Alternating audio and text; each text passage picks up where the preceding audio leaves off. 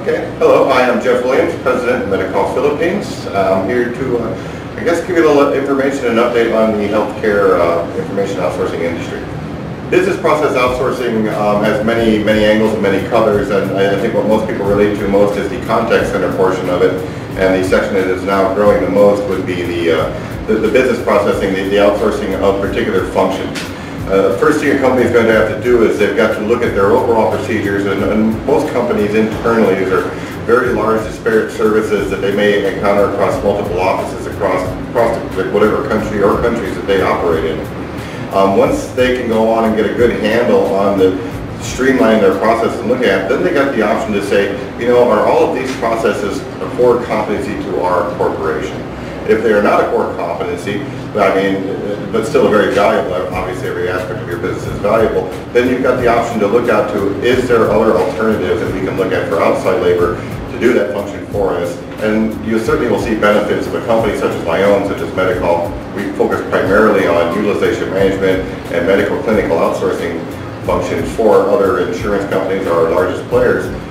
This allows them to focus more on their actuary aspects and insurance aspects, while we can take over some of the clinical things that are for them are different reasons. There's different motivators as to why you would want to look to outsourcing.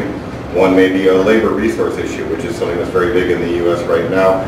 We know that there's, you can see in the news a lot about doctor and nursing shortages that are occurring. Certainly not anything we have a shortage of here in the Philippines. Actually, we have overabundance of very talented nurses and doctors. And we would like to use them. What my company does is utilize them to help you in your needs on a clinical aspect. What you may look at, an example would be utilization management. And utilization management is generically, you basically just review and overlook a needs analysis on, is there care that's being offered, is it proper care, does it follow the proper guidelines, is it within the specifications that are determined by the states. Different states have different specifications. Very time consuming, very laborious type work we don't mind doing at all, and we have set very distinct processes and protocols in place to ensure that the work that we do for you would follow those protocols.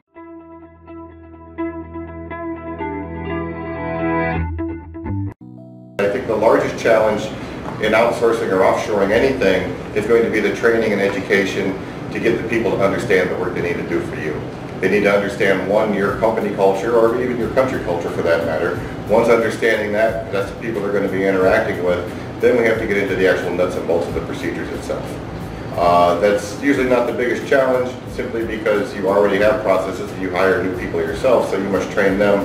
You're just doing the same thing for us.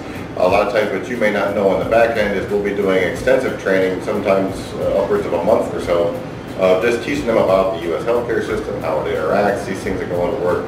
And in some cases I can make very valid arguments that our nurses here may know more about it than your nurses, simply because we don't assume they know anything. We assume they know nothing, so we teach them everything from the ground up. Whereas sometimes if you're working with a native person in their native country, you may make false assumptions that simply because they live there, they may know how things operate.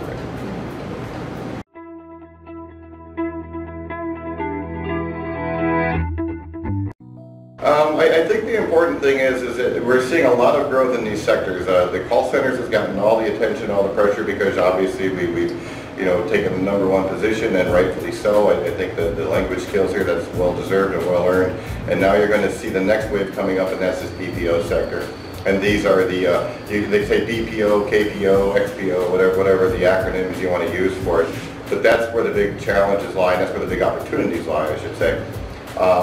If you think you can do it is really what you want to think about. I came here almost 9 years ago. We started with 3 nurses. We're a little shy of 1,000 now today, and we're purely clinically focused. And I am just one of many companies that are very much going down the same routes.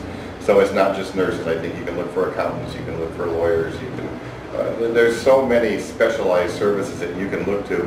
And again, to look at your companies, what you have to offer, and what's your core competency that you for sure is your secret sauce that we understand you don't let out the door, but there's so many ancillary things to support that, and that's what